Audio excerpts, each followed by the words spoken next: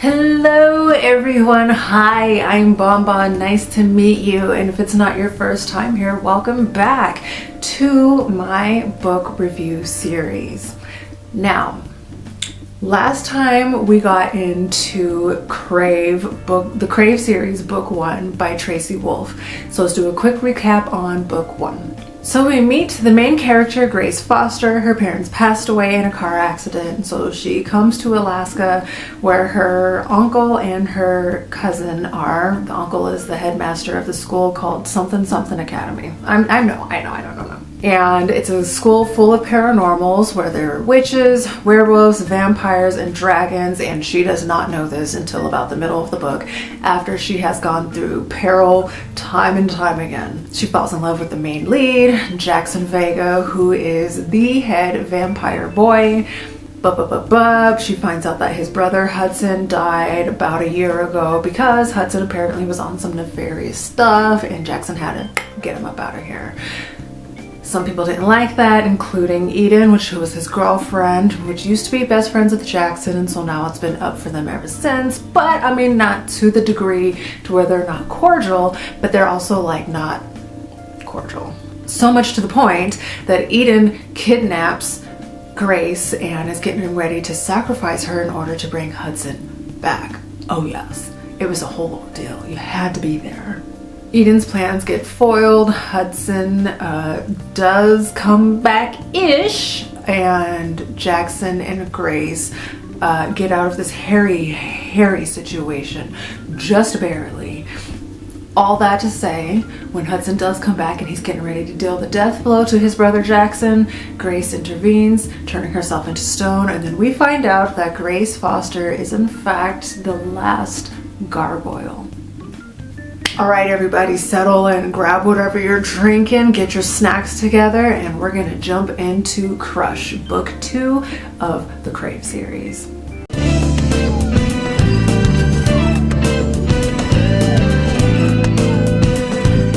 Now this book starts with Grace walking down the hallway. She's getting ready to go to class. She realizes that she's late. She's got her book bag and she's getting ready to head on. Doesn't say what class she's going to, and people are looking at her very stunned, almost as if they've seen a ghost. Can't believe it. So people are like, "Hi Grace, how are you feeling, girl? Long time no see. Welcome back, girlfriend. We gotta go tell the headmaster, we gotta go tell Finn, we gotta go tell Jackson, we gotta go tell Macy, we gotta tell the cavalry." And Grace is very confused. She's like, I'm just going to class. What is all this pomp and circumstance? I don't understand what's happening. So she gets to class, or maybe she was walking by a teacher. I don't know. It's kind of muddled. Anyway, the teacher was like, "Come with me to the headmaster's office. He's gonna want to see you." So they get there, and Grace is like, "What's going on?" And Uncle Finn is just stunned, tears in his eyes, and he's like, "Oh my God. Oh my God! Grace, you're back. How are you doing? How are you feeling? What's going on? Let's talk."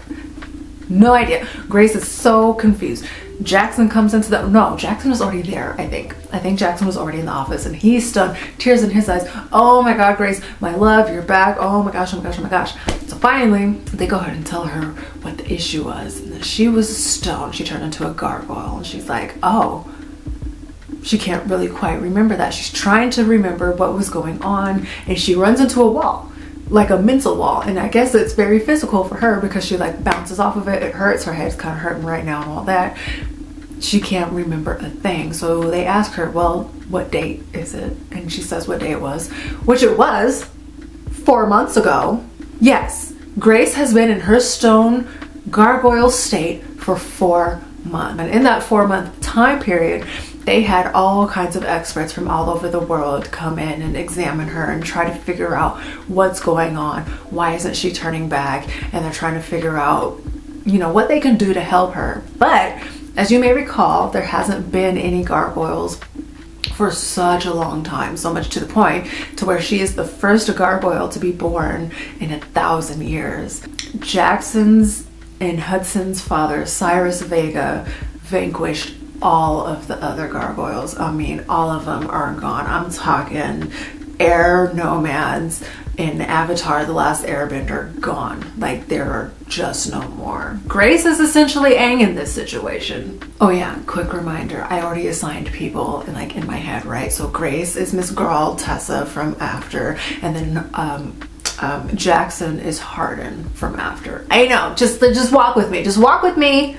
So she has no memory of any of this, and she's freaking out, and they tell her to just go ahead and go rest up, and then we'll start figuring things out. And she's like, well, I'm rested because apparently I've been asleep for about 4 months, or at least encased in my gargoyle. So she really wants to figure out something. She wants to do something. She wants to get back to some sort of sense of normalcy.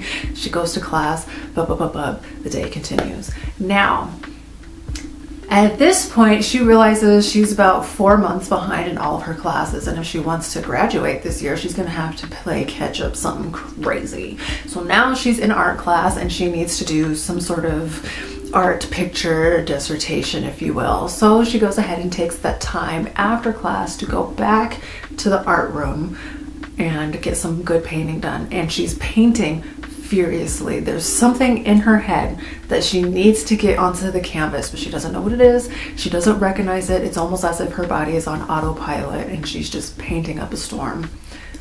Next day comes. She wakes up, sits up in her bed, stretching and yawning. Blood everywhere. Everywhere. Her shirt is ruined, blood on the sheets, her hands, and she's panicking because she's looking all around herself trying to figure out where is it coming from, and she realizes that she's not in pain or anything, and then it dawns on her, this is not her blood.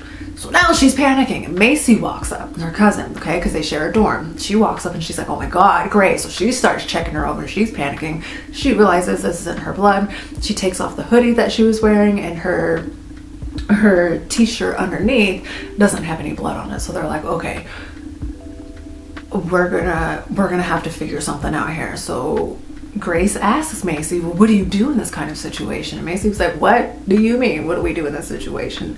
These things don't just happen here. Grace, ever since you got here down to the something more academy, none of this stuff was happening before you get here, and stuff is just... So they go to the headmaster and they tell him, like, listen, I think I committed a crime. Something is not right. So Uncle Finn tells him that explains why Cole is in the infirmary. He was beaten, and someone stole his tooth. I guess that was you. Now, for me, fuck Cole. Fuck Cole. Get him out of here. Because See, he has had a problem with Grace since jump, okay? There doesn't really seem to be much rhyme or reason to it. It can't necessarily be that situation with Hudson before. Or maybe it was, I don't know. But he seems to have like a special beef with Grace. He just doesn't like her. So the fact that she went and yanked out his tooth, girl, period.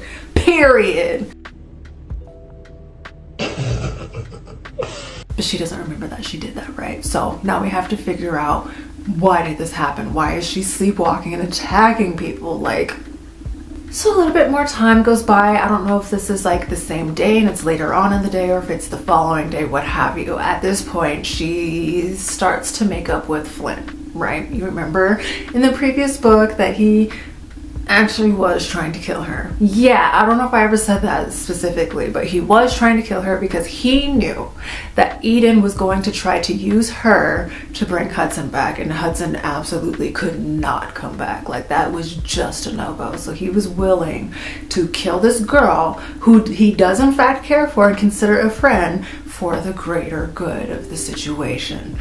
Grace obviously feels a way about that. She heard him, his explanation, she understands, but she still doesn't care for it, because at the end of the day, he's still trying to kill her, right? Okay.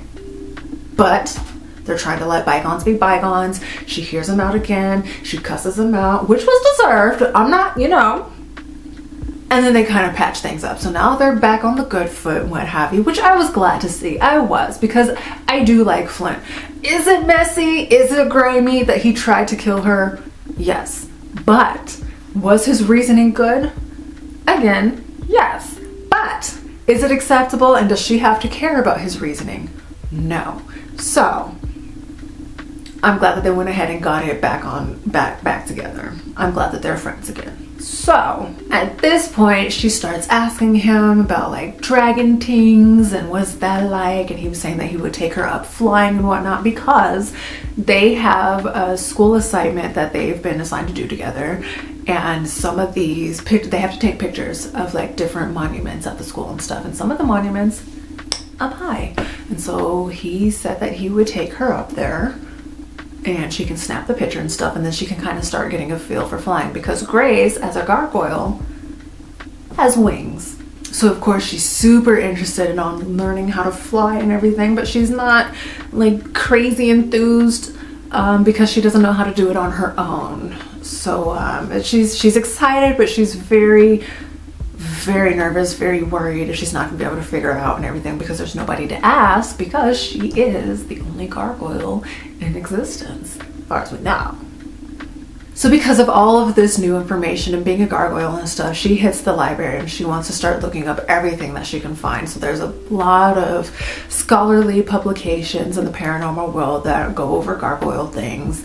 And so she checks out a lot of books. She has access to the school library via the school library laptop, and she's gonna get to work. She sits down, she gets busy, comes to, okay, but time passes and she has pages and pages and pages of work done, which is a little strange because she wasn't in there that long. So now she realizes, oh no, I think I blacked out again. Uncle Finn and Macy, they gather her and they put her in like a circle, okay, like one of those like a casting circle, because at this point it's becoming a problem. So when she comes to and she finds herself in the circle and they're all in a room, she is very irate. She's like, I need to get out of here. I cannot, because now she's having PTSD, okay, back to when she was about to get her ass sacrificed when she woke up on the little dime. Yeah, she's not featuring any of this. So they let her go. They let her out of the circle and back up out of the room, and they're back into the like the open library thing. And they explain to her, Grace, you stole the anthem in the library. And she's like, what's an anthem? Athame. My bad, guys. It's pronounced athame. An anthem is like a knife, like a ceremonial knife that a lot of witches, wizards will use in their rituals, okay? It's kind of like something that you use to open and close a circle, that sort of thing, you know, pagan things. And it's a very important artifact for them. And this anthem in particular is like the anthem. This is like the treasured anthem of wizards and witches in this particular school. So they're telling her that she stole this, and she's like, ain't no way. I was head down in the books. I didn't steal nothing from nobody. And secondly, I would never do that. I'm not a thief. I'm just, hello. But baby, in 4K, they have footages of her going up to the case that it was in, opening it, and sliding that thing right on out of there, pocketing it. So now she is just beside herself because she's like, I am committing heinous crimes when I black out, and I don't know that I'm doing it. I can't control it. I don't know what's happening. We've got to get to the bottom of this. So Jackson proposes, what if I take you to the bloodletter? Now, the moment he says this, everybody's blood runs cold. I mean, just like all the energy sucks out of the room because they're like, Jackson, the bloodletter for Rome. But it's like the only option. So now Grace, very confused and very curious, well, what's the bloodletter? What's going on? The bloodletter is an ancient vampire, maybe one of the first, who is still around and still kicking. And she also, incidentally, is Jackson's play mom. Not play mom, because she is the one that like raised him when his mother kind of cast him away. We'll get into it. Okay, but the bloodletter, for all intents and purposes, is his mom. So he's like, listen, there are some ground rules that I'm gonna lay right here before we even leave this castle, and I expect you to heed them because you know what it is out here. Grace, for once, has her listening ears on. He tells her, don't entice this woman. Don't look her in her eye, matter of fact, stay behind me. Be cordial. When she speaks to you, speak back, you know, flow of conversation. But don't, if she starts trying to get you to do this, that, and the third, okay? it's serious. It's a very serious moment here. So, okay, boom. So now we're gonna go visit the bloodletter, and we're gonna do that by phase walking or something. I don't know, he did like his little plug walk. It's basically, you know how vampires are very fast, and how in the other book she would say that 1 minute Jackson is there and the next minute he's gone, right? And it's because he took off, right? They move very quickly. So they're gonna do that, and it's not teleportation, it's not running, it's just kind of like walking in fast forward mode, but like extremely, right? So they're going, which isn't a long distance for him, but for the rest of us, it's almost like they're crossing states or something like that to get to the next area where the bloodletter is, where she lives in her little cave dwelling, right? So they do that. They go to the top of a mountain where he shows her the sights and stuff, and she realizes that they're probably the only human beings ever to be up there. So they have a cute little gnome or whatever. Eat it up. And then they get to the bloodletter. Essentially, what the bloodletter tells her is she has Hudson in her head. And Hudson is the one that has been causing her to black out, and during that blackout he's basically possessing her body and is the one going out and attacking Cole, stealing the anthem, and whatever else he might have planned. And so in order to stop that, she's going to have to build a mental wall in her head to keep him blocked in, right? So when this starts to happen, Grace is now able to see Hudson. He's there physically for her only, okay? So in this case, it would be like, say you're in a room by yourself, nobody in the room with you,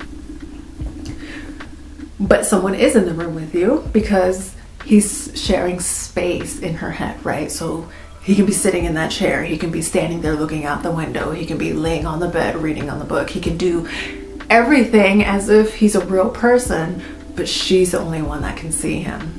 So this gets a little sticky sometimes because Grace is having a hard time separating the fact that the people out here in the world with her, okay, cannot see and cannot hear Hudson. But for her, it's as if everybody's in the space with her. So she'll turn and have a conversation with Macy, she'll talk with Flint, she'll talk with Jackson, Hudson will be over here saying something, she'll turn and start talking to him. Now to them, everybody else, she's talking to thin air, she's talking to nobody. It looks like she's losing it, right? She's not. Hudson is there, but only for her. So because of this, she goes back and forth with Hudson a lot, and they're arguing and they're bickering and stuff, but they also have little moments where they're teasing, they're laughing, they're joking, It's very much like a friendship of where, man, this dude get on my nerves, but I kind of mess with him a little bit, you know? And it seems like a little back and forth, and there is still those 4 months, that time of 4 months, and it really comes through that even though they're bickering, going back and forth and joking together, that there is history there. Like it's obvious to the reader, okay, that there's history there, but Grace can't remember anything because those 4 months that those two were together, Hudson and Grace were together for 4 months, she can't remember any of that. But Hudson remembers. Oh yes, this is going to get very interesting. Now I will remind all of you at this point, okay, that in the first book, her and Jackson were together for less than a week, okay? I said generously, we're gonna give this a week and a half, okay? But I'm really thinking it was like a total of 5 days that everything took place, okay? From first meeting, that little touch that they did, okay? And then everything that happened in that entire book, I think it took place in like 5 days. A week max, okay? A week and a half possibly, but I'm just saying. Like, it's been no time at all, right? But they're joined at the hip at this point. So now that all of that has been established and she's got the wall with Hudson and stuff, at some point in between the beginning of the book and now, we learn that Jackson and Grace are mated. Yeah, they have a mating bond. So that means that they like go together like heavy, like the long way, right? The reason why they are like so strong and like tugged at each other, okay, it's giving Twilight, you know how they have pairs and how they're mated. It's kind of like that a little bit, but there's like a physical attachment to it too, at least in Grace's mind, how she's able to picture it. And we'll get there, but Grace and Jackson are mated. They have a mating bond.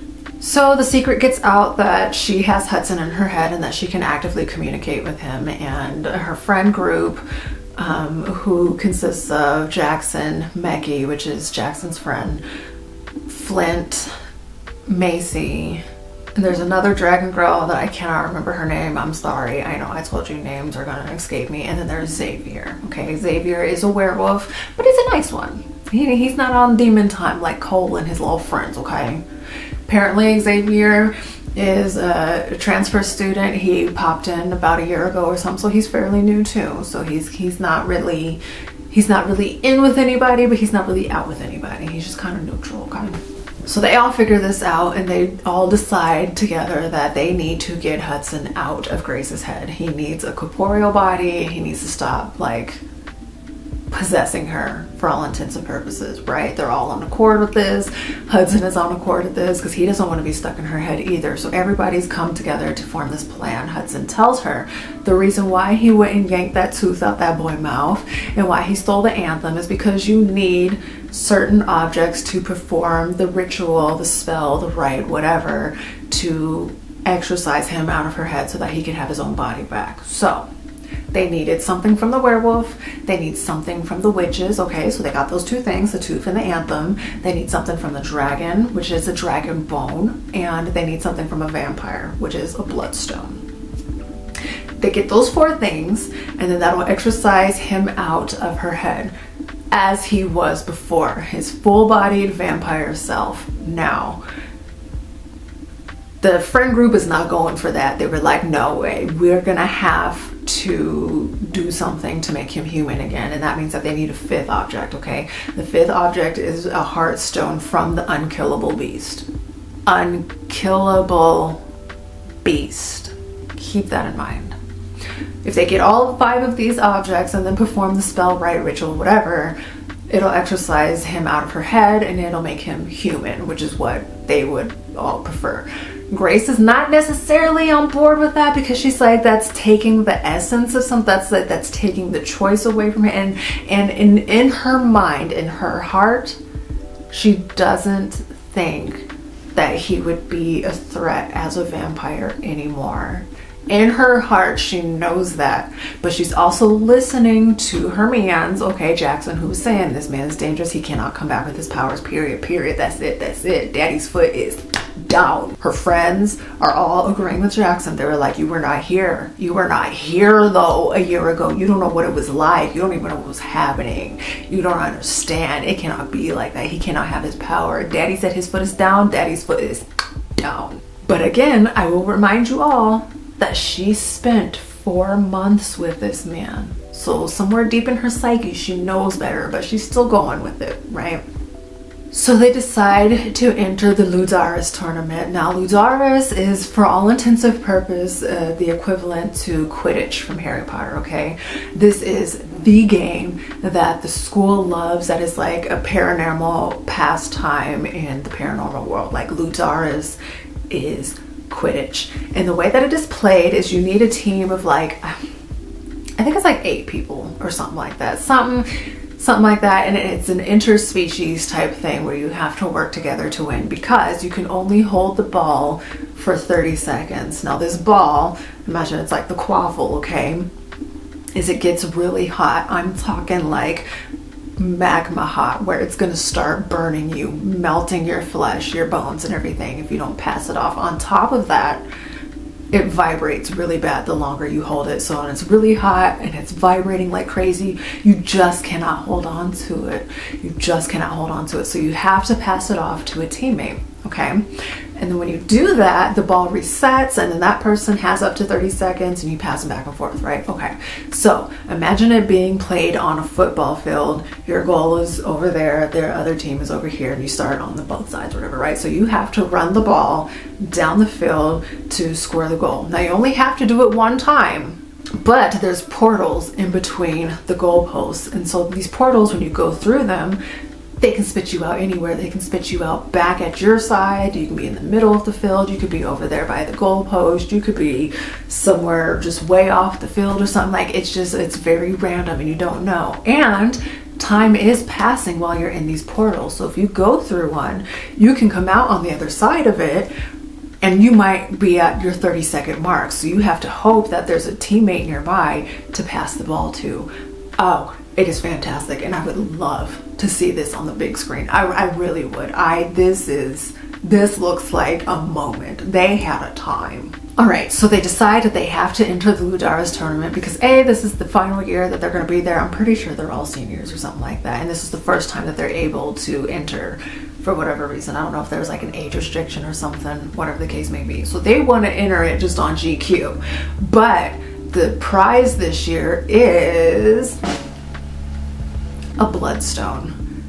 They need a bloodstone to complete the ritual, right?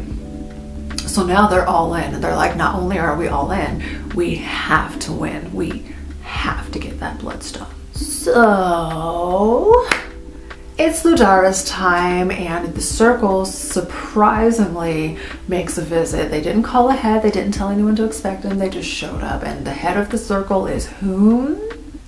Yes, Daddy and Mama Vega. Jackson is beside himself, but Hudson is beside himself. He's like, Grace, bitch, you cannot let my father see you. You cannot let my father see you. They have to go to the auditorium because they're gonna like talk about the Ludara's tournament, and he's like welcoming everybody to compete and all this, that, and the third, right? Setting the ground rules, this and that. But they also want to get a look at Grace because not only is Grace their son's mate, but Grace is a gargoyle. And you know how he feels about gargoyles. So Hudson is like, under no circumstances can you let my dad see you. Under no circumstances can you let my dad see you. Grace is not listening though. So she wants to go sit in the front row with her cousin, okay, because she wants to get a good look at the parents, or she wants to know what the big deal is. She wants to look the threat in the eye. Again, Cyrus is like Homelander. Yeah. Nah, Miss Girl, I need you to do the thinking. So after a while, after they get into a big blowout, drag out fight about it, she agrees to sit in the back of the auditorium between some big dudes and like sit down, low down or something, so that they can't immediately see her. And she starts to realize as he's talking and giving his speech that they are in fact scanning the crowd, trying to see if they can find her, whatever the case may be. So she's starting to feel a little, and she's starting to think, okay, well maybe Hudson wasn't, putting on, like maybe he really is a problem. And she was like, well, your dad is not going to try to kill me in front of everybody, in front of the entire school, like relax. And he was like, baby, you don't know my dad. And she was like, you're bugging. He's not going to do that in front of everybody in broad daylight. He was like, baby, you don't know my dad. And she just wasn't listening. But after a while, she started to realize, he might be about that. He might actually move like that. It seems like he stays on demon time. So at the end, the auditorium is starting to wrap up or whatever the case. And Hudson tells her, well, go ahead and sneak out early. And before she gets a chance to do that, Cyrus invites her to come down the stage. He was like, Grace Foster, mate to my son, only vampire left. I would love to meet you. Please come up to the front. In which case she turns around and they lock eyes. And when she locks eyes with him, she realizes, oh yeah, oh no. So she goes to leave. She ignores him. And he realizes he was ignoring him, but instead of being upset about it, he kind of just like nods and smiles like, okay, I see what kind of time you want. That's okay, because I got a lot of it. And she realizes, oh, this is about to get ugly. This is terrible. And I probably should have listened to Hudson to begin with, because he know his daddy and I don't. I don't know what I was thinking.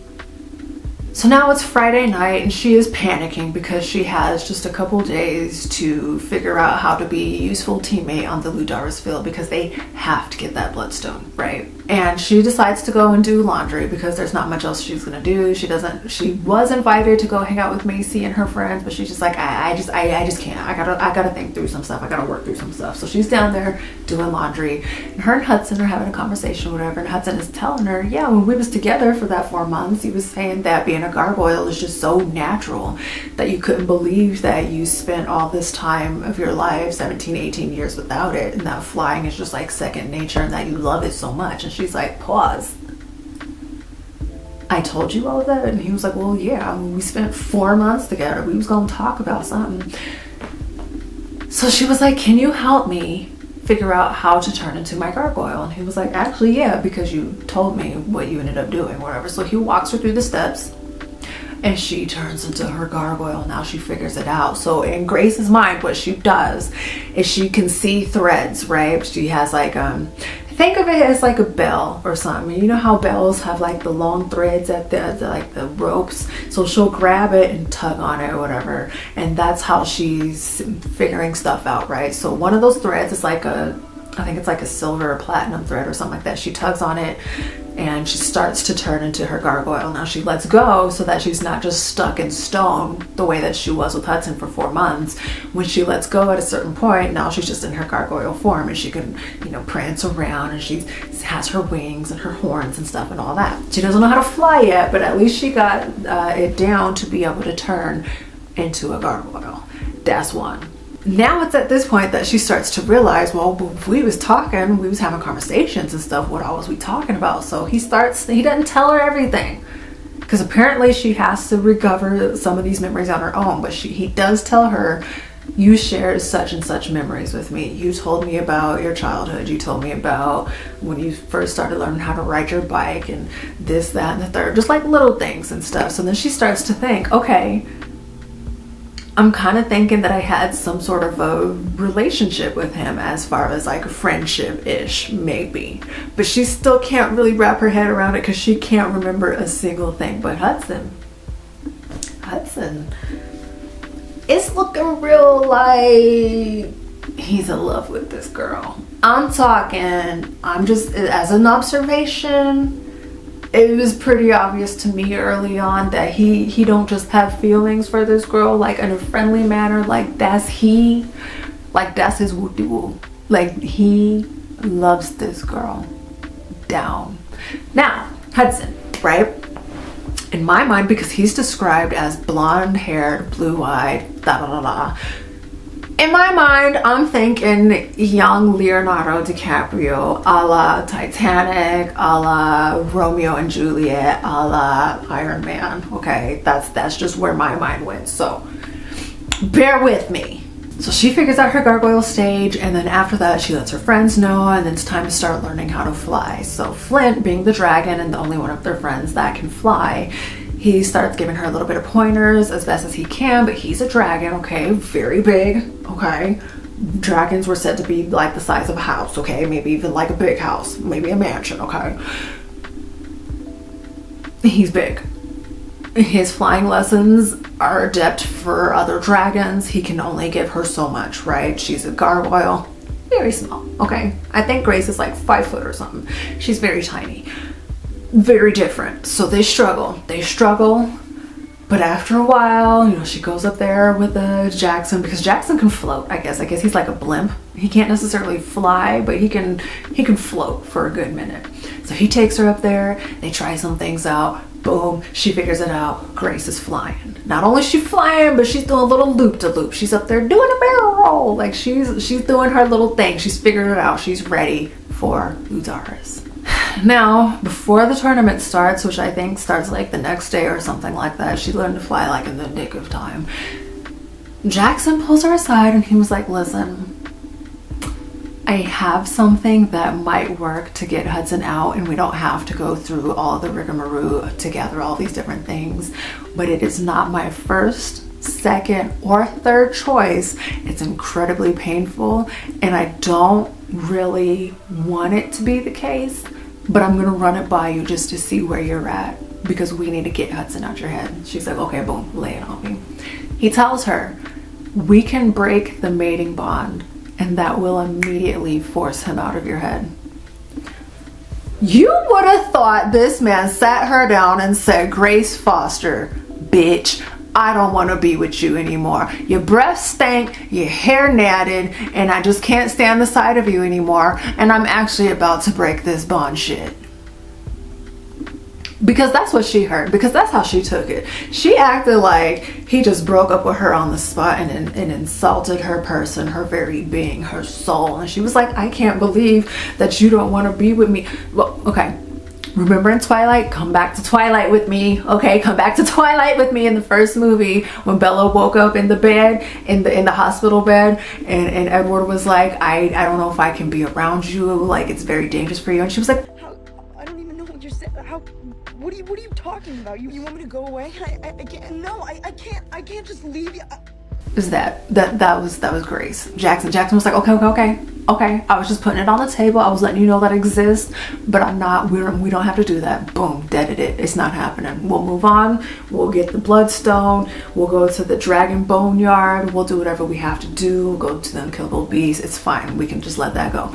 Mind you, she's still very aggy about this, but she feels a little bit better that now it's officially off the table. But she doubles back and she asks him, well, where did you come upon this? What is it? And it's a spell. And it's a spell that he got the next day after meeting her, after they touched.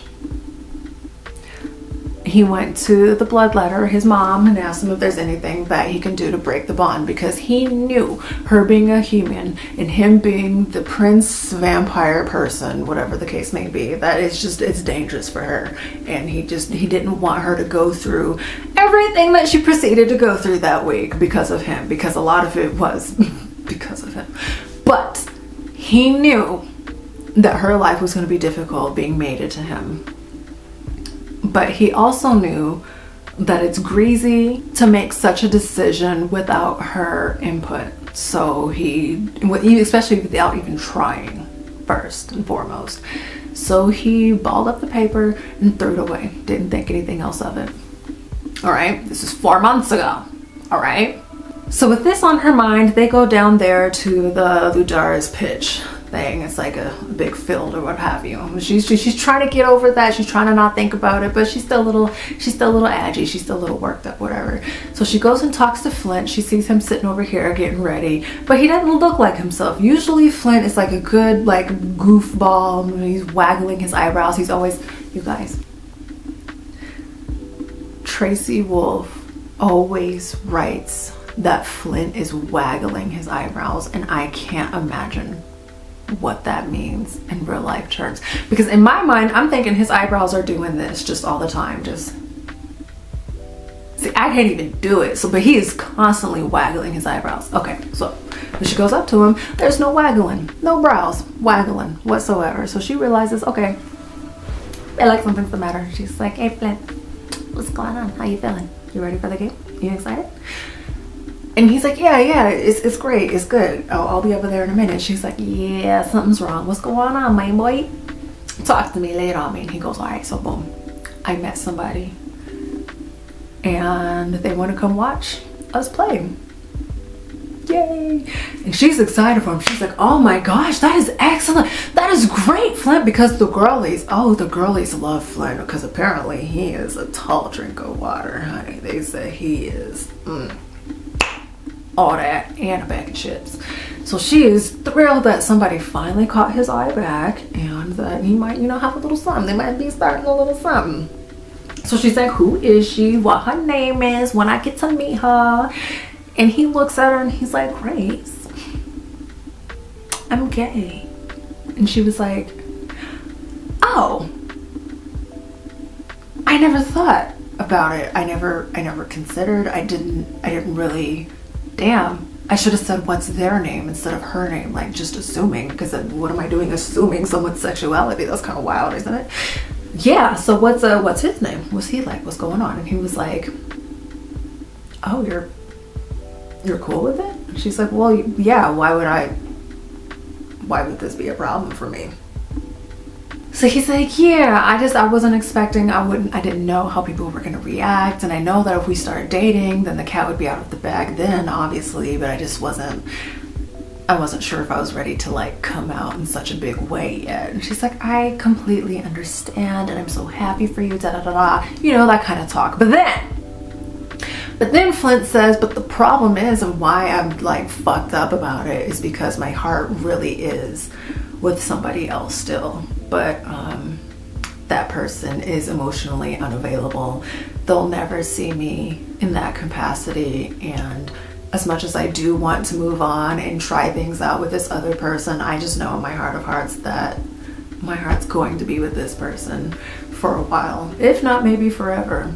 And then he goes on to tell her that the mating bond, that it's possible that so if someone's mate dies and that mating bond is severed because that person is gone, that it is possible for them to form a new bond with somebody else, okay? And the way that the mating bond works is it only happens if the people are of age, okay? Of age. We're not imprinting on babies, Jacob.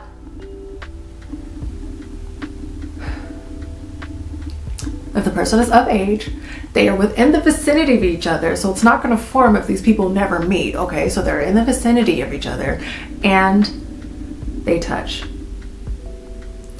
Exactly, right? Okay, so all of these things have to happen, all of these things have to equal true for the mating bond to happen, okay? But occasionally, in very rare instances, maybe only once or twice in history, you can have a mating bond with more than one person. Yes, my throuple dreams are possible. And they just may come true. I'm hoping.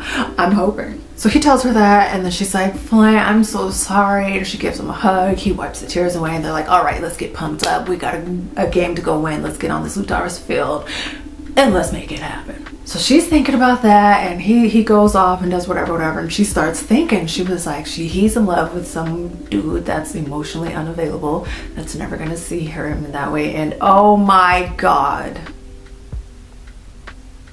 Jackson. I know. And I kind of thought because there were moments, but they were also, she says that he seems to put on a front where he'll get extra bubbly, extra happy and stuff when Jackson comes around, almost as if he's masking something, almost as if he's hiding something, almost as if he's trying to prevent himself from feeling anything, portraying anything other than happiness. Okay, I will walk you back to was it this book? No, or maybe it was this book when Jackson cocked back and punched him in his shit. Oh baby, because that's what I immediately started thinking about. Mind you.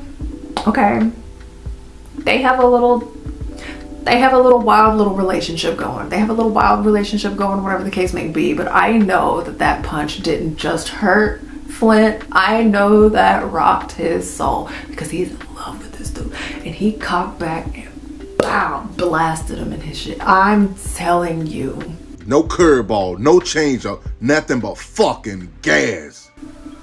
This book goes places.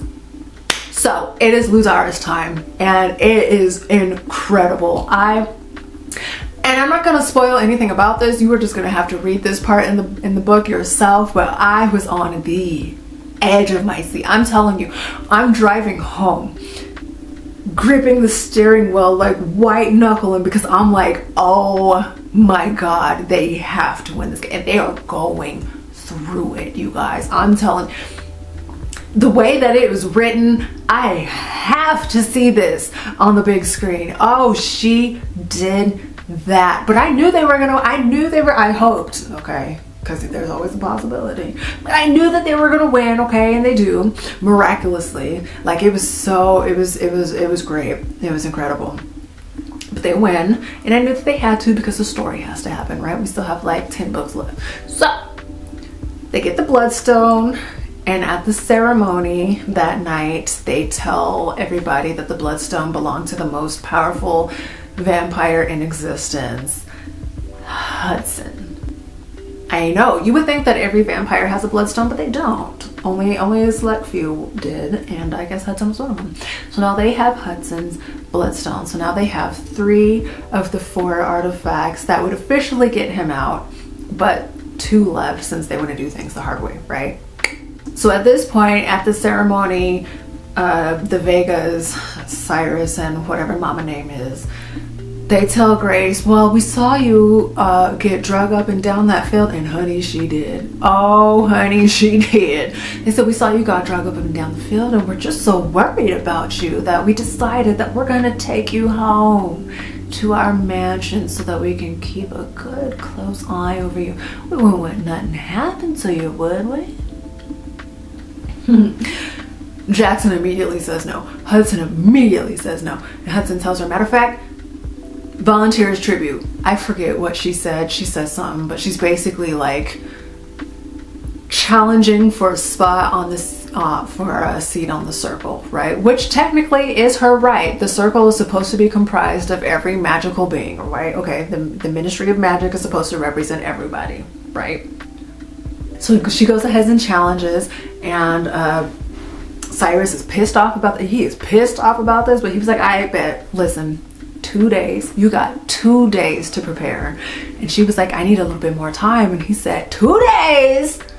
Or you're coming home with me. So they take it, right? So now at this point, she's panicking because they still have to go to the Dragon Boneyard, which they were going to go to tonight. Okay, after the ceremony, they were going to pack up their shit and go down to the Dragon Boneyard. Turns out the Dragon Boneyard is like underneath the school, because the school used to be a dragon lair, I guess, and then but it became the school. It explained it, but I've quite forgotten, but that's why that's there. So boom, skip to, and they're at the Dragon Bone lair, and they realize that dragon bones are big. Because if you recall, I told you that Flint's dragon is like the size of a house, or like maybe a big house, like a mansion or something. So in her mind, she thought they were just gonna pick like a little chicken bone up or something, put it in their back pocket and head on out. This is a dragon bone. So that means that some of these bones are like 8 feet tall. They didn't have any contingency plan. When I tell you that they don't always do the thinking.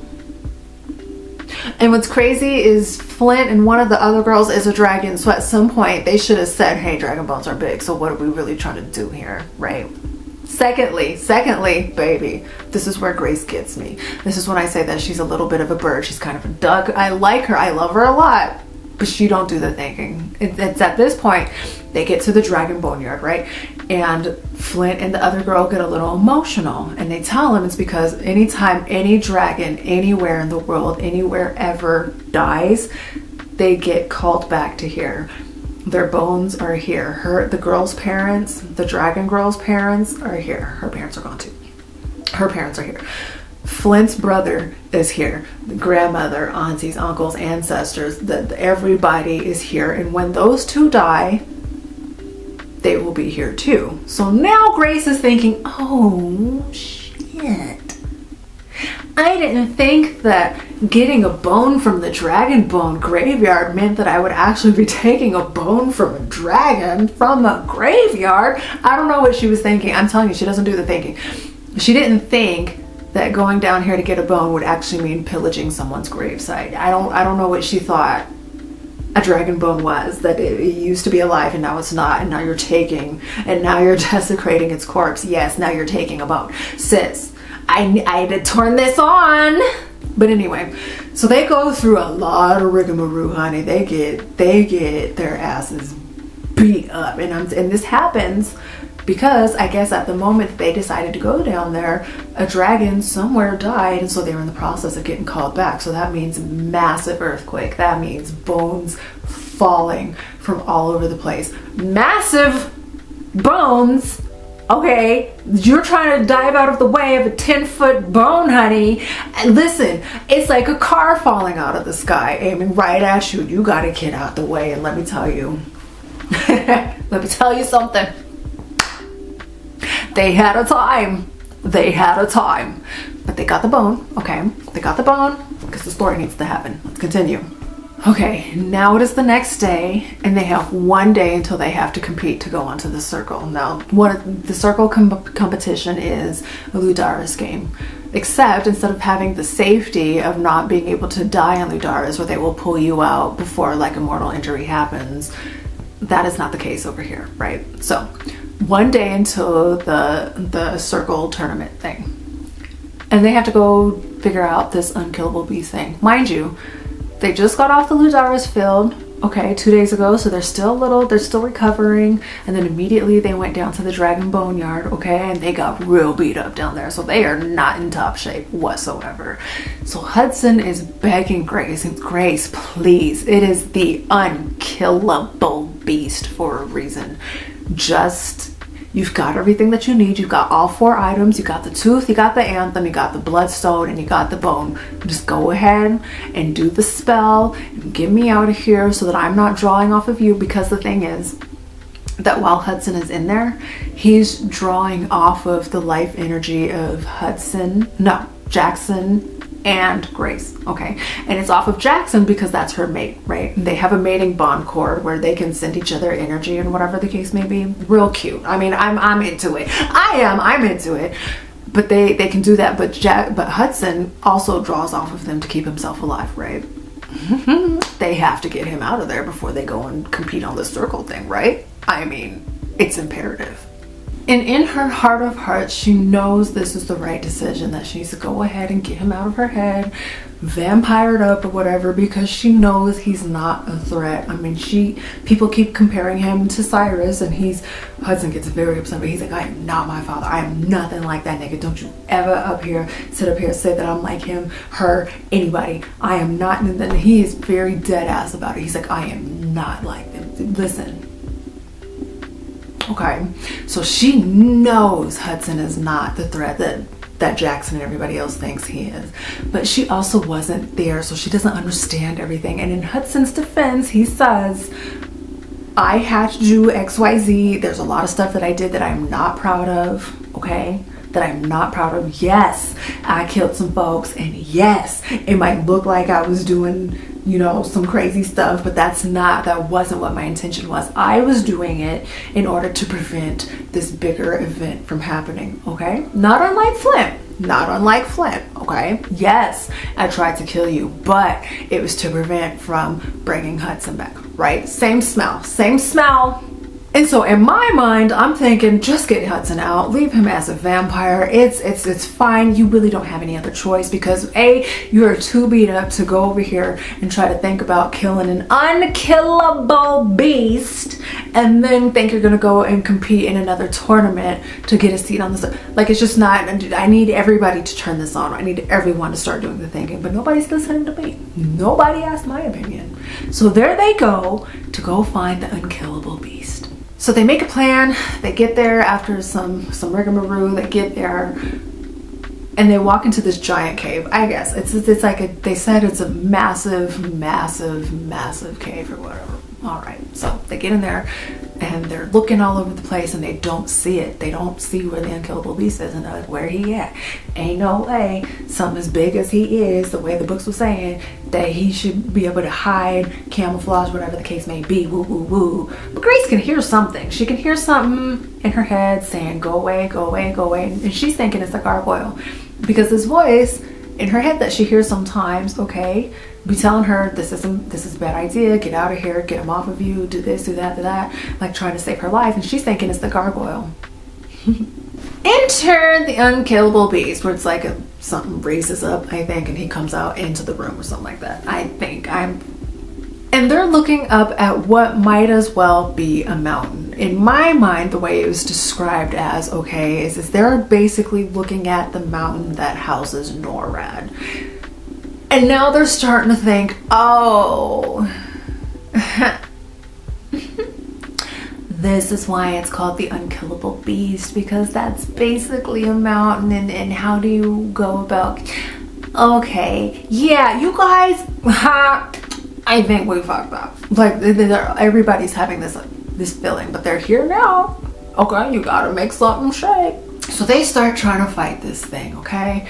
And they turn into their dragon forms. Flint and the girl, they turn into their dragon forms, and they might as well have turned into flies for all it mattered. And the beast was just kind of swatting at them, getting out of here.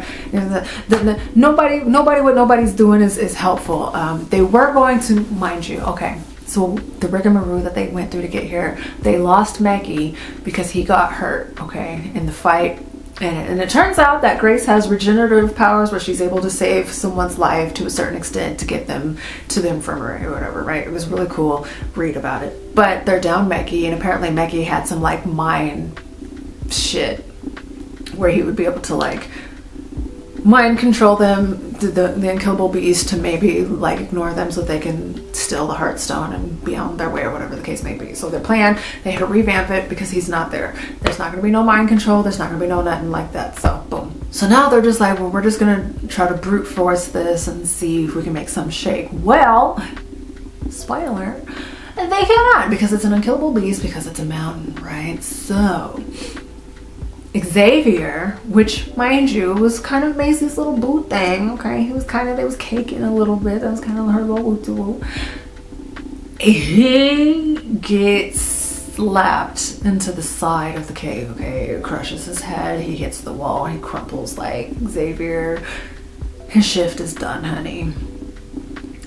And while everybody accepted the fact that you might die, that this is a fool's errand, I don't think they was actually for real expecting anybody to die. They've gotten through some really hairy situations miraculously, and they thought their luck was just going to continue, but baby, it did not. So Xavier's gone. Now they're down 2 people. And they are beat the hell up, honey. They are on death's door. They are worse for wear. There's nothing that they can do here. Jackson got hit with something and he's knocked out. Like he's knocked out. He can't there. It's a wrap. Remember how strong we was talking about Jackson is? You remember? It's a wrap. It ain't nothing nobody can do with this. The unkillable beast is an unkillable beast for a reason. So Hudson starts screaming at Grace. Finally, she's paying attention to him again. He's screaming. He's like, Grace, talk to that nigga. And she's like, what are you talking about? He was like, he's been talking to us this entire time. And if I can hear him, then you can hear him because I'm inside of your head. Listen to him. And she's like, I haven't heard anything at all. And then she hears, like, please, I'm sorry. And the voice that she thought was her gargoyle voice, okay, all this time, turns out it's the unkillable beast voice. Remember how I said that he's a mountain made out of rock, made out of stone, mind you? Yes, Grace can hear him because he is a gargoyle.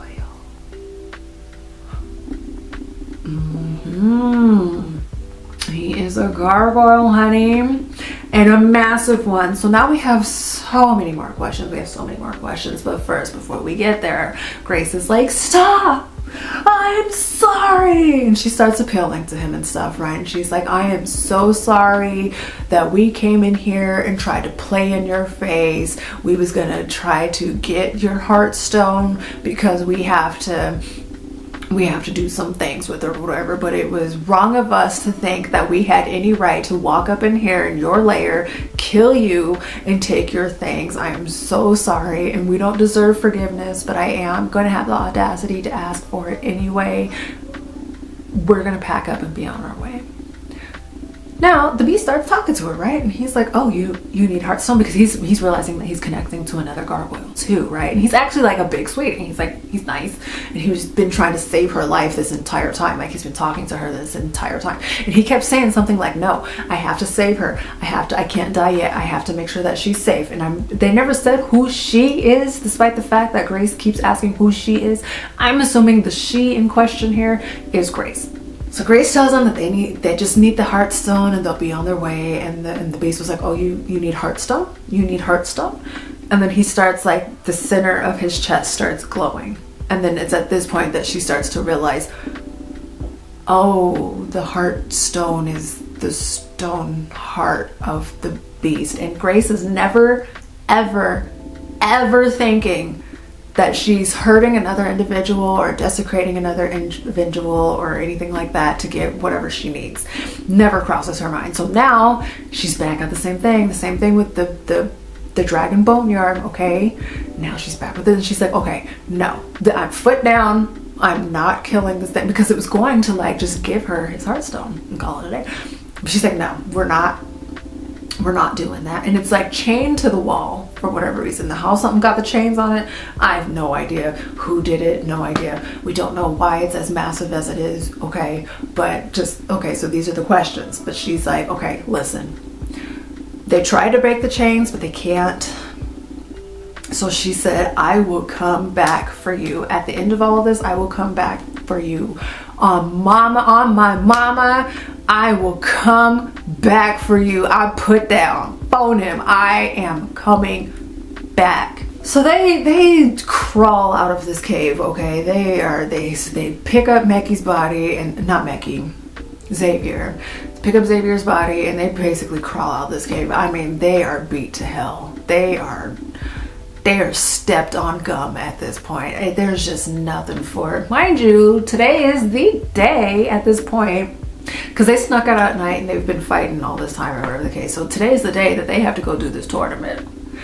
Nobody's in battle ready condition, okay? So they go through some rigmarole and they get back home, and they have like a couple hours, I think, to get back to the castle and get ready to battle it out. Had they listened to me, they wouldn't have brought their narrow little asses down there no way, trying to fight an unkillable beast. Names mean things. Everybody's all tore up, bandaged up or whatever, so they kind of have to like break ranks, okay? Because at the end of the day, it's only Grace and Jackson that are going to go fight in this tournament, right? So that everybody else, they're like, we need to regroup, we need to get people to the infirmary and da-da-da-da. So they break off and they go do that, and now it's just Grace and Jackson. They're walking up to the thing. They are intercepted by Cole and gang, okay? They're like, beat it, Cole, we'll see you on the field. Because for the circle thing, it's supposed to be that you're supposed to fight other circle members, but they decided to just go ahead and have other students fight in their behalf, okay, whatever, like make it fair, whatever. Cole's one of them, mind you, because of course he is, because it's up. So Cole intercepts them and he's like, well, look what the cat coughed up. And he's talking his shit or whatever. And they're like, whatever, Cole, we'll see you on the field. And he pulls out a piece of paper. He goes, look what I got, look what I found, look what I'm about to read. As a matter of fact, just listen. And he starts reading off the spell. Da-da-da-da-da. And then excruciating pain hits Jackson and Grace at the same damn time. I'm talking, Grace said it felt like her soul was being ripped out of her body and crunched up and torn to pieces, and everything else that she went through up until this point was not half as painful as what was happening to her now. But she can't piece together what's going on. Jackson knows, but she still cannot piece together what's going on. But we know what it is. You know what it is? Guess. Yes, that paper that Jackson threw away to break the mating bond, Cole found it. He did, and he read the spell and broke the bond. Now, mind you, in the Ludara's tournament that they're about to, Ludara style tournament for the circle that they're about to do, it has to be a mated pair. Because I guess you give each other your energy or whatever. Like I said, they be feeding each other energy. And you need at least one other person to play with, because you can't hold the ball for longer than 30 seconds. You gotta, back and forth. So he broke their bond. And I guess it knocked him out. I think they was knocked out for a minute, because after a while they wake up in the snow, and now Grace has like 10 minutes to get up to the school and do whatever she's got to do, right? And she says that she just feels empty. Like there's a void. There's just space in her heart that it's gone. And it feels worse than even when her parents died. Like she was kind of numb, but she was starting to heal and everything, but now she's just a husk. Like there's nothing there. And I guess Jackson is feeling the same way too, and more beat up too, so he's just in poor condition. But she gathers herself up, and Hudson's sitting over there, and he's like, Grace, we gotta go make it happen. We gotta go do what it do. We gotta go get you to the tournament. You've gotta compete and stuff, because you cannot allow them to take you, because if you allow them to take you, then you're gonna die. And she's like, I have no mate. And he's like, I understand that and I appreciate that, but you still gotta go fight. She's like, no, I don't have a mate. I don't have anyone to help me fight this battle. So if I go up in there by myself, solo dolo, they gonna kill me anyway. So I don't understand why I'm going through any of this to begin with. And he's like, listen, you got this. You got this, and you have to at least try. You got it. You just listen. I got you. I'm not gonna let you fail. So they go and do it. And before she gets in there, before she's like just outside the doors, whatever, and she can hear them on the loud screen. And she's like, listen, I have the 4 things, the 4 artifacts, and I'm gonna exercise you out. Because if it's one thing about it, if I go in there, it's a death sentence. I'm not making it back out. I'm knowing that. But I'm not gonna condemn you to death with me. So I'm gonna get you out, and then you're gonna get out here, and you're gonna get a second wind. You're gonna live your life, and you're gonna make the rest of this right. And he's yelling at her, no, this is gonna deplete your energy. No, don't do it, don't worry about me. But she does it anyway. So she performs the ritual, everything goes according to plan, and she gets him out of there. But he leaves his power, or portion of it, whatever the case may be, behind for her, so that she's not completely drained, and she has a little fighting juice, okay, to be able to go do this tournament. So he goes and hides out in the hallway because nobody's supposed to know that he's back, A, and no one needs to know that he's human, B, okay? He is so vulnerable right now. So, yeah, he's human right now because he left his power with her. We'll get into that. So she goes in there, and it's tournament time. And let me tell you, this was the most gangster situation. Oh my God. When I said I was at the edge of my seat before, this one had me shook. Oh my God. I couldn't turn it off. I had places to be, and I just had to keep it on. I had to keep it on because this was a moment, like, this was crazy. You don't even understand. You don't understand. You just have to read it. You have to read it. Oh, Grace was so gangster. I cannot take it. I might even have to. No, I already returned the book. I was about to say I might need to listen to it again, but I already returned the book. I think somebody else got it. This was a moment. Like, she did her thug thizzle, and it was, chef's kiss. But it's at this point, remember how I said that Hudson left his power with her? She ended up having to use it at the very end to help her win, because that's what he told her to do. You only got one shot. Do not miss your chance to blow, okay? So she ended up having to use it at the very end because they was dog walking her ass, honey. They was, ooh. So she ended up using it. And it's at this point that she realized just how strong Hudson is. When we said that Jackson was that boy and can't nobody really sit with him, you can't really do nothing with him. Hudson, baby. Okay. Remember when I said that the average person in the school has a power level about like this, okay? Like a mug. And that Jackson is like an Olympic swimming pool, okay? Hudson is like the Pacific Ocean, okay? Like there's no sit down, peon, find something to do, scrub. Like you not seeing me. So at this point, it is where Grace realizes, oh, if Hudson really was trying to do all the things people was accusing him of doing, it would have been dead. It would have been dead. Because the way that I could just wipe out the entirety of this school with a snap of my, call me Thanos.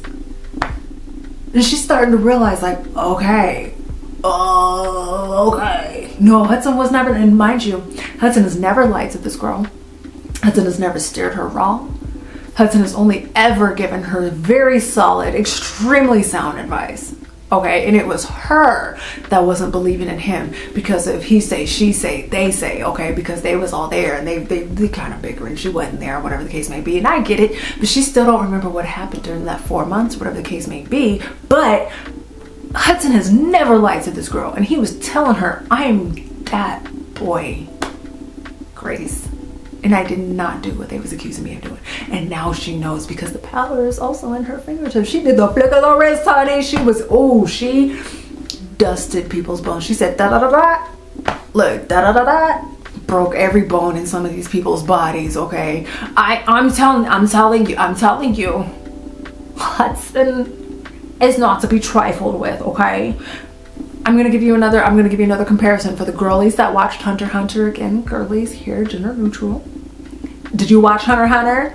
Okay. Jackson, we'll give him Nefer P2. We'll give him Nefer P2, okay? Hudson is Merowyn. You're not seeing him. You're not seeing him. So anyway, the story has to happen, right? So she ends up winning. Boom. That has the most gangsta ending.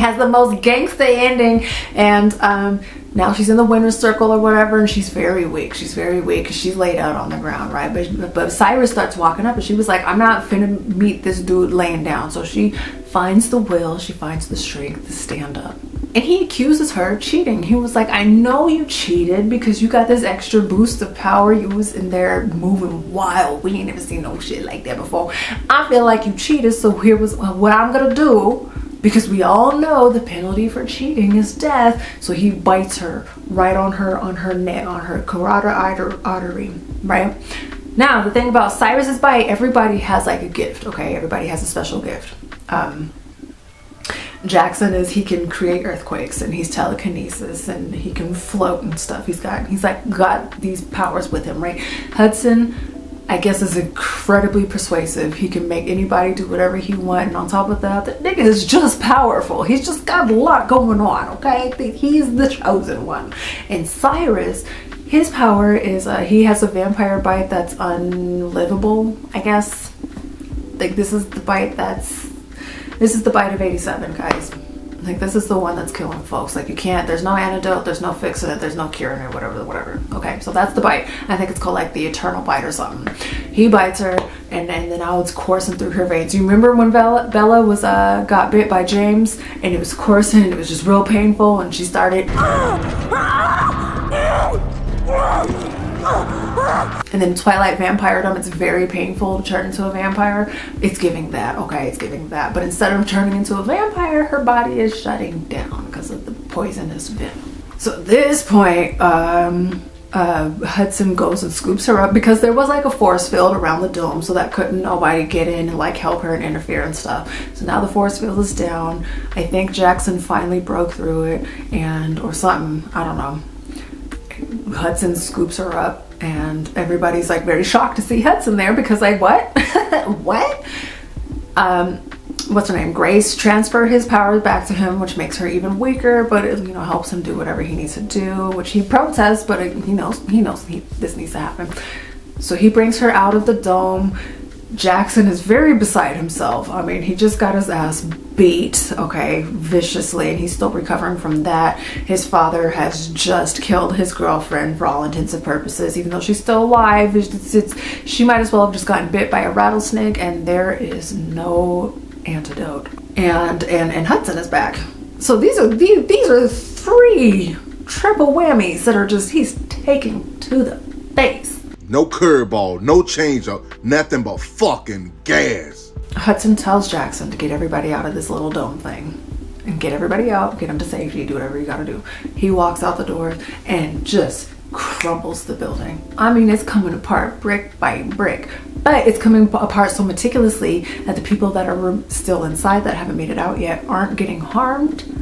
But it is showing everybody just how powerful Hudson is and how much control he has into like, everybody speak to me nice, cause I'm back. All right, so now it's looking like Grace is definitely gonna die, and I'm not lying to you. I was shook because I was like, I know it's only book 2 and the story needs to happen, but I don't know if it's gonna make it. Actually, they might continue the story without her. It was looking, yikes! It was looking. Skip 2. They dig a hole for her. Hudson lays her in, it's like a grave, and he tells them to start burying her. Now, to much ado, Jackson and Grace didn't want to do that, but he insists and to go ahead and bury her. He asked Grace, do you trust me? And she was like, yeah, I trust you. So he lays her down in there. They start burying her. Boom. Epilogue. Jackson and Hudson start arguing. And I'm talking, they going low. They saying words that cannot be taken back. They really talk about how they really feel, which, mind you, they're two very hurt boys. They had a terrible childhood, a horrible upbringing, and it's sad because they loved each other as children, but then the parents separated them, Okay, and they might have said some to Hudson and some to Jackson, whatever the case may be. So they just grew up just not liking each other, you know. And then it was just problems. There's just problems. So they had that going on in the background, and now the fact that both of them are in love with Grace, it's not giving. It's not giving. So they're bickering, they're having a moment, and Macy's the only one paying attention to Grace at this point. She finally gets their attention and tells them, look, all that dirt that we just buried on Grace, she's absorbing it into her body. So I guess she's taking the earth, like the rocks, the pebbles, the dirt, she's absorbing it into her body, and for some reason this heals her. I don't know why. It's giving Deus Ex Machina. Main character cannot die. Not yet. So she comes back, she sits up, she's like, oh my God, I think I'm good. So glad to see everybody. Thank you so much for saving my life. Thank you for believing in me, all that. So Jackson scoops her up. You know, it's what you would think he would do. He scoops her up, they're hugging, they're kissing, they're doing all that. And Hudson catches a fit and he says, Jackson, unhand my mate. And that's where the book ends. And I'm gagged, but I'm not. I'm gagged, but I saw it coming because I had a feeling.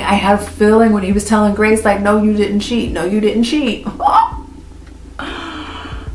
I think somewhere in the midst of this, remember when Flint told us that it's entirely possible for you to have more than one mate at the same time, and or if something happens to the bond before, that you can make a new one with somebody else.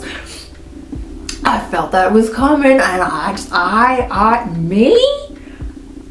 not mad at it. I'm not mad at it, but I am so sad for Jackson because I like Jackson and Grace together. So I was hoping that they would find a way to reestablish their bond. But now that she's bonded with Hudson, I'm not hating it, but I'm just like, damn, you know, because in my mind, I'm waiting for a throuple to happen. A story is going to give me a throuple because True Beauty didn't do it, and I'm still pissed about that. Yet I'm team all three of them. I don't know who she's going to choose in the end. I don't know who's going to ultimately get the girl, whatever the case may be, because I think everybody deserves happiness. I think everybody deserves to be with whoever they want to be with. And I don't know what's going to happen. I'm so excited to see what happens next. I'm team Jackson, I am team Hudson, and I am team Grace, and I just want everybody to like be cool. I want everybody to be cool. Do I think that Jackson is then going to go ahead and see what's going on with Flint? Not really, no. I think Grace really is the only person for Jackson, and that's where he's just going to stay at. But I mean, you know, we never know. We're on a journey, honey. We are on it, and I am seated. So that is Crush, and you guys let me know what you think in the comments down below. Now, okay, if you have read ahead and you know what happens, please do not spoiler for everybody else or me, please.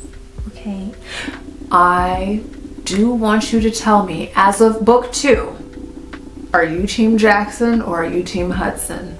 Let me know down in the comments, and I will see you all in Perfect 25.